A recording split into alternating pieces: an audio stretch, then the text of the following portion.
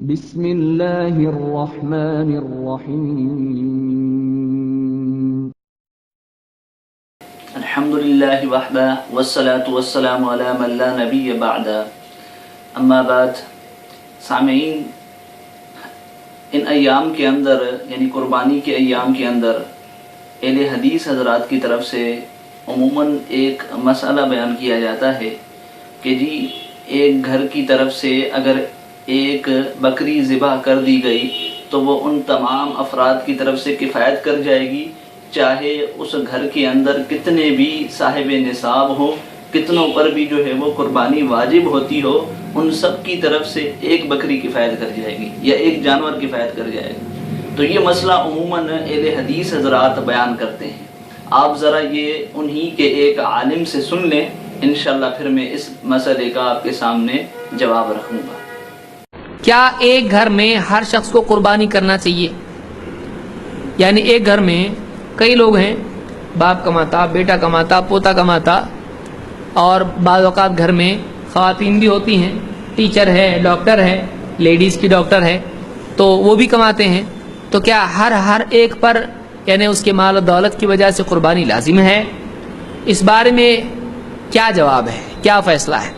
اگر سب کے سب ایک خاندان شمار ہوتے ہیں، ایک ساتھ رہتے ہیں، ایک ہی گھر میں کھاتے پیتے ہیں، ایک ساتھ سب کا معاملہ ہے، وہ ایک فیملی اگر کاؤنٹ ہوتی ہے تو چاہے ہر ممبر کمانے والا ہو، بڑا جب قربانی کرے گا چھوٹوں کی طرف سے ادا ہو جائے گی. تو ایسی صورت میں ایک جانور پورے خاندان کی طرف سے کافی ہو جاتا ہے، چاہے اس میں کتنے بھی لوگ ہوں، کتنے بھی لوگ کماتے ہوں. عطا ابن یسار کہتے ہیں، یہ تابعی ہیں، سألت ابا ایوب الانصاری، میں نے ابو ایوب الانصاری سے پوچھا، کیف کانت الضحایا علی عہد رسول اللہ صلی اللہ علیہ وسلم، اللہ کے رسول صلی اللہ علیہ وسلم کے زمانے میں قربانیاں کیسی ہوتی تھیں؟ کہتے ہیں فقال کان الرجل یضحی بالشاة عنہ عن اہل بیتہ، آدمی اپنے اور اپنے گھر والوں کی طرف سے ایک بکری قربان کر دیتا تھا، اپنے اور اپنے گھر والوں کی طرف سے ایک بکری یا بکرا، شات بکری کو کہتے ہیں، وہ قربانی کر دیتا تھا. فَيَأْكُلُونَ وَيُطْعِمُونَ، تو وہ خود بھی کھاتے تھے، اس کو دوسروں کو بھی کھلاتے تھے. حَتَّى تَبَاهَ النَّاسُ فَصَارَتْ كَمَا تَرَى، یہاں تک کہ لوگ ایک دوسرے پر فخر کرنے لگ گئے اور حال ویسا ہو گیا جیسا کہ تمہارے سامنے ہے. لوگوں میں کیا آیا؟ میں نے زیادہ جانور قربان کیے، ہماری فیملی کی طرف سے 15، ہماری فیملی کی طرف سے 10، 2، 4، تو اس لوگوں میں فخر ہونے لگا اور لوگ ایک سے زیادہ جانور نام و نمود کے لیے، شہرت کے لیے کرنے لگے. تو یہ ایسا حال ہو گیا، دیکھو تم زیادہ جانور قربان ہو رہے ہیں. لیکن نبی صلی اللہ علیہ وسلم کے زمانے میں کیا ہوتا تھا؟ ایک آدمی اپنے اور اپنے گھر والوں کی طرف سے ایک جانور کی قربانی دے دیا کرتا تھا. اس سے تو سامعین، یہ جو انہوں نے بات کہی اہل حدیث مولوی نے کہ جی ایک بکرا اگر ایک خاندان کے افراد میں سے کوئی ایک شخص کرتا ہے تو وہ ان تمام کی طرف سے کفایت کر جائے گا، اور وہ جتنے بھی صاحب استطاعت ہیں ان سب کی طرف سے کافی ہو جائے گا. اور اس کی بنیاد ترمذی کی جس حدیث پر رکھی، انشاءاللہ اس کا جواب تو میں آپ کے سامنے رکھوں گا. لیکن اگر یہی بات ہے جو اہل حدیث حضرات بیان کر رہے ہیں، یہی بات ہے، اگر ان کے نزدیک یہی بات ہے، یہی مفہوم اور یہی مطلب اور یہی معنی ہے جو اس حدیث کا انہوں نے بیان کیا ہے، تو ذرا اب ان احادیث کو بھی وہ سن لیں اور ان کا جواب بھی وہ اپنے پاس تیار رکھیں اور بتائیں کہ ان کا پھر جواب کیا بنے گا اور ان سے پھر کیا مسئلہ ثابت ہوتا ہے. مثلا یہ ابن ماجہ ہے آپ کے سامنے، اس کے اندر حدیث ہے، حضرت ابو ہریرہ رضی اللہ تعالیٰ عنہ سے حدیث ہے کہ ان رسول اللہ صلی اللہ علیہ وآلہ وسلم قال من كان له ساعة ولم يزحي فلا يقربن مصلانا، کہ نبی علیہ الصلوۃ والسلام نے فرمایا کہ جس کو وسعت ہو پھر بھی وہ قربانی نہ کرے تو وہ ہماری عیدگاہ کے قریب بھی نہ آئے. اب دیکھیے نبی علیہ الصلوۃ والسلام صاف بیان یہ بات فرما رہے ہیں کہ بھائی جو شخص بھی طاقت رکھتا ہے، وسعت رکھتا ہے، استطاعت رکھتا ہے اور قربانی نہیں کرتا، وہ ہماری عیدگاہ کی طرف نہ آئے، وہ ہماری عیدگاہ کی طرف نہ آئے. معلوم ہوا کہ جو صاحب استطاعت ہوگا، جو طاقت رکھتا ہے، جو صاحب نصاب ہوگا، قربانی کی طاقت رکھتا ہے، اس کو اپنی قربانی کرنی پڑے گی۔ کسی اور کے واجب کو ادا کرنے کی شکل میں اس کا واجب ادا نہیں ہوگا۔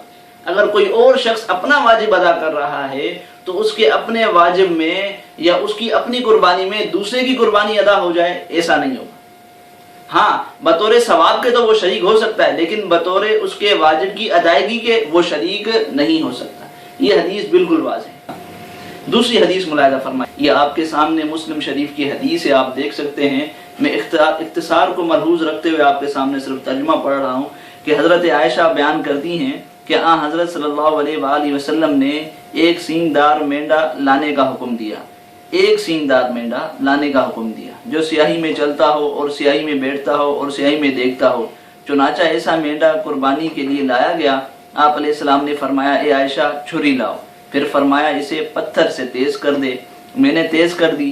آپ علیہ السلام نے چھری لی، مینڈے کو پکڑا، پھر اسے لٹایا اور ذبح کیا اور فرمایا، بسم اللہ اللہم تقبل من محمد وآل محمد ومن امت محمد۔ چنانچہ اس طرح آپ نے قربانی کی۔ تو دیکھیے سامعین، اس حدیث میں آپ نے یہ بات سنی، آپ کو یہ بات معلوم ہوئی کہ نبی علیہ السلام نے ایک مینڈا قربان کیا، اور اس مینڈے کے متعلق نبی علیہ السلام نے یہ بات کہی کہ اللہ اس کو میری طرف سے، میری آل کی طرف سے اور میری امت کی طرف سے قبول فرما۔ یعنی نبی علیہ السلام نے اپنی قربانی کے اندر، اپنے اس ایک مینڈے کی قربانی کے اندر اپنی امت کو بھی شریک کیا اور اپنی آل کو بھی شریک کیا۔ اب ہمارا سوال ہے کہ جب نبی علیہ السلام نے شریک کر لیا اور بقول ان لوگوں کے کہ ایک جانور کفایت کر جاتا ہے، تو بتائیے پھر صحابہ نے قربانی کی یا نہیں کی؟ اس ساتھ صحابہ نے قربانی کی یا نہیں کی؟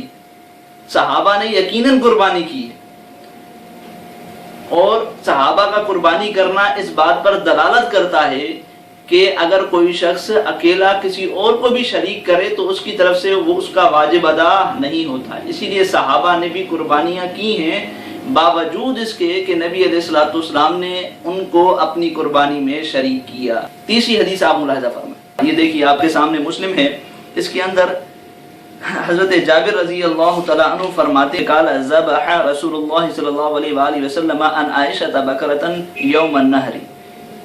کیا مطلب کہ حضرت جابر سے روایت ہے کہ حضرت صلی اللہ علیہ وآلہ وسلم نے نہر کے دن حضرت عائشہ کی طرف سے ایک گائے ذبح فرمائی۔ اب دیکھیے کس کی طرف سے ایک گائے ذبح فرمائی؟ حضرت عائشہ کی طرف سے ایک گائے ذبح فرمائی۔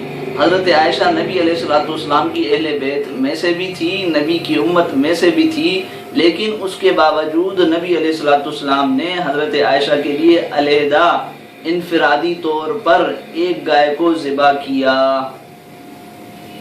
اب نبی نے جو قربانی کی تھی اس میں نبی نے شرکت کی تھی اپنی امت کی بھی اور اپنے آل کی بھی، لیکن اس کے باوجود حضرت عائشہ کے لیے نبی علیہ السلام نے علیحدہ قربانی کی۔ تو معلوم ہوا جس بندے پر قربانی واجب ہو وہ واجب اس کا تبھی ادا ہوگا جب وہ خود ادا کرے، جب اس کی طرف سے ادا کیا جائے تب ادا ہوگا۔ کسی اور کی ایک ہی جانور کی شرکت میں، یعنی ایک بکرے یا دمبے کی شکل میں اگر اس کو شریک کیا جائے گا تو وہ شریک نہیں ہو۔ ایک اور حدیث ملاحظہ فرمائیں، یہ حضرت جابر ہی کی حدیث ہے، وہ فرماتے ہیں کہ حجنا مع رسول اللہ صلی اللہ علیہ وآلہ وسلم فنہرنا البعیر عن سبعۃ والبقرۃ عن سبعۃ، کہ ہم نبی علیہ السلام کے ساتھ ہم نے حج کیا تو اونٹ 7 آدمیوں اور گائیں بھی 7 آدمیوں کی طرف سے ذبح کی۔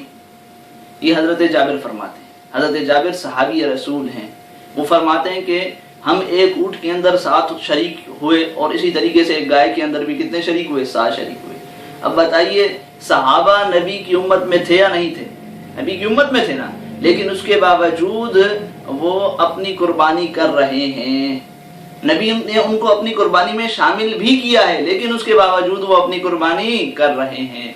ایسے ہی ایک اور حدیث ملاحظہ فرمائیں، یہ حضرت علی رضی اللہ تعالیٰ عنہ کے متعلق ہے، آپ دیکھ سکتے ہیں مستدرک حاکم کے اندر کہ حضرت حنش فرماتے ہیں کہ قال ضحى علی بکبشین کبش عن النبی صلی اللہ علیہ وآلہ وسلم وکبش عن نفسه وقال امرنی رسول اللہ صلی اللہ علیہ وآلہ وسلم ان اضحی عنہ فانا اضحی ابدا، کہ حضرت ہنس کہتے ہیں کہ حضرت علی نے 2 مینڈوں کی قربانی کی، ایک مینڈا نبی علیہ الصلوۃ والسلام کی طرف سے اور ایک مینڈا اپنی طرف سے، اور حضرت علی رضی اللہ تعالیٰ عنہ نے کہا کہ مجھے نبی علیہ الصلوۃ والسلام نے حکم دیا تھا کہ میں ان کی طرف سے قربانی کروں، لہٰذا میں ہمیشہ ان کی طرف سے قربانی کرتا ہوں۔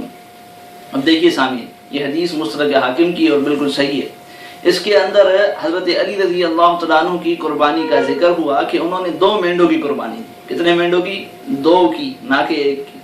اور دوسرے مینڈے کی جو قربانی انہوں نے کہا کہ وہ میں نے نبی علیہ الصلوۃ والسلام کی طرف سے کی ہے، نبی علیہ الصلوۃ والسلام کی طرف سے۔ کیوں؟ کیونکہ نبی نے مجھے حکم دیا تھا۔ اب بتائیے، حضرت علی رضی اللہ تعالیٰ عنہ کو بھی اسی طرح کرنا چاہیے تھا کہ جی وہ 1 مینڈے کی قربانی کر لیتے اور کہہ دیتے کہ جی اس میں نبی بھی شریک ہے، یہ کر لیتے نا۔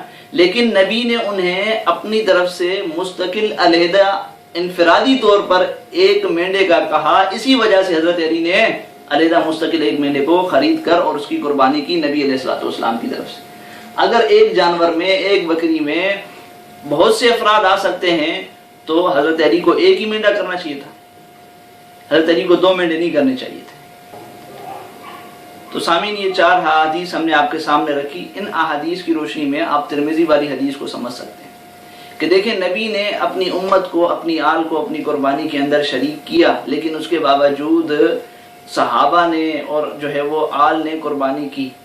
تو شریک کرنے سے مراد یہ ہے کہ بھئی ایصال میں، ثواب میں وہ شریک ہو جائے، نہ کہ یہ مراد ہے کہ جی ان کا واجب بھی اس قربانی کے اندر ادا ہو جائے گا۔ یہ مراد نہیں ہے اس ترمذی والی حدیث کی۔ اور الحمدللہ ہم نے جتنی بھی آپ کے سامنے احادیث مبارکہ رکھی ہیں وہ سند کے اعتبار سے بالکل صحیح۔